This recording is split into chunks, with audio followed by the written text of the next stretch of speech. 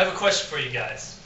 What do Aristotle, Charles Dickens, Dante Culpeper, and Marilyn Monroe all have in common?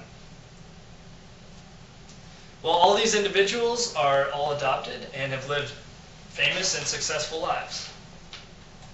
Sources I am going to use for this presentation are as follows: adoptionopen.org, adopt.org, adoptionquotes.org, Yahoo as a search engine, dictionary.com, a census from adopt.state.gov, and adoption.org.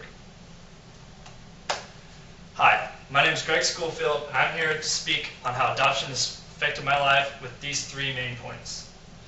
My first point being difficulty growing up as a kid and knowing who I was. Second point being learning to respect my parents, and finally driving to succeed, being an adoptee. In my childhood, I had problems with identity and knowing who I was, but that's okay, as I found out from adoption.org that a large percentage of children who are adopted also face these problems.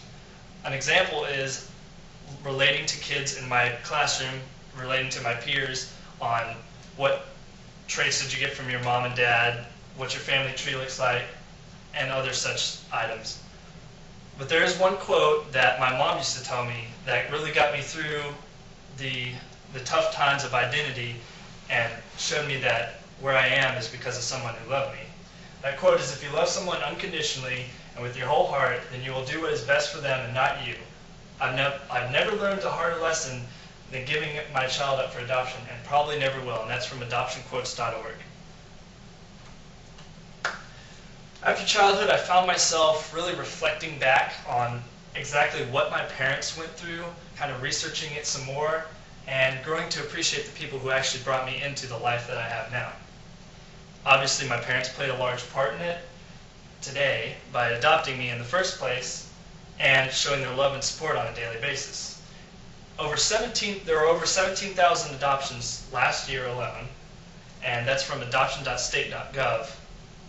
And with that number, why choose me?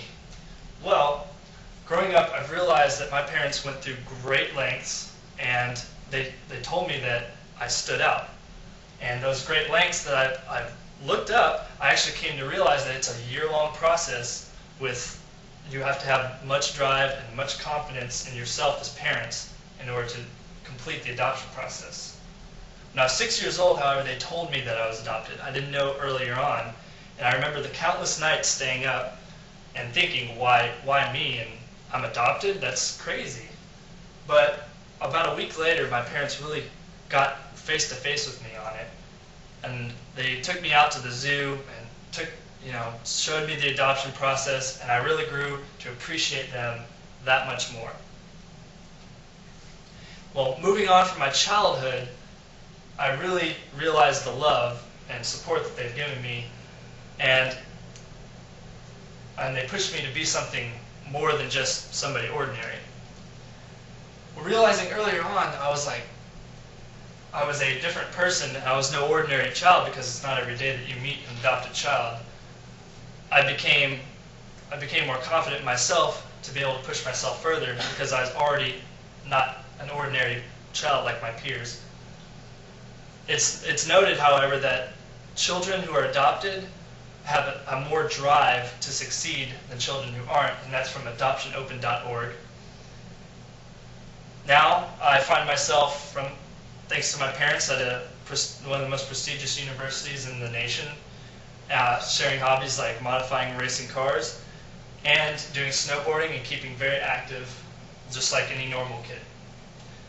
As you can see, adoption has been quite a journey for me, and it will continue to be a journey as I graduate.